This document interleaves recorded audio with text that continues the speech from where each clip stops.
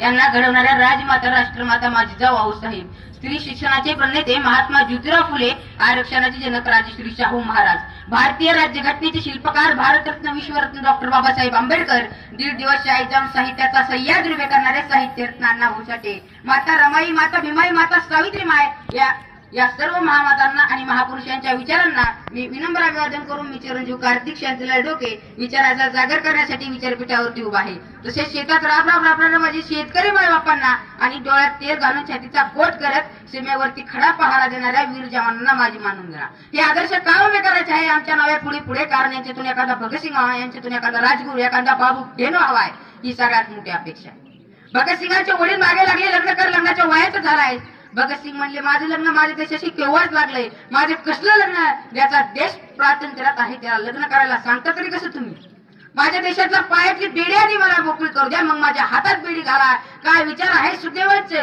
विचारलं मारण्यापूर्वी अंतिम इच्छा काय? इंग्रजांनी भारत सोडून जावा, दुसरं ध्येयच नाही। फासावर जायच्या शेवटच्या दिवशी सुद्धा भगतसिंग व्यायाम करत होते। काही तासात फासावर जायचे, भगतसिंग व्यायाम करतात।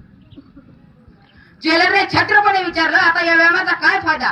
भगतसिंगांनी उत्तर दिलं हाच व्यायाम मला तुमच्या विरोधात लढायची शक्ती देतोय। स्वतःचा व्यायाम शेवटपर्यंत सोडा नाही।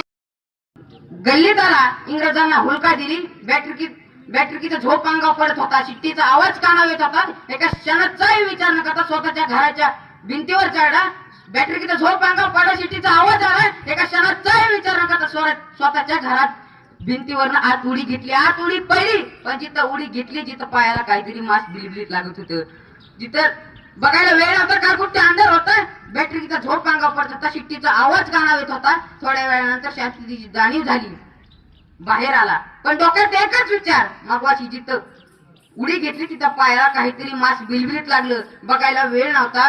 थोड्या वेळानंतर बाहेर आला, बॅटरी चालू केली, एका क्षणात कोसळून पडला, जिथं त्याचा पाय पडला होता तिथं त्याची दाणी पोर झोपली होती, हुंकी चुकारायला वाव होत नव्हती। बायकोने बघितलं, चुपचूप पडायची नाही, तुझी पोर हुतात्मा झाली, तुझी पोर तुझ्या मुलीने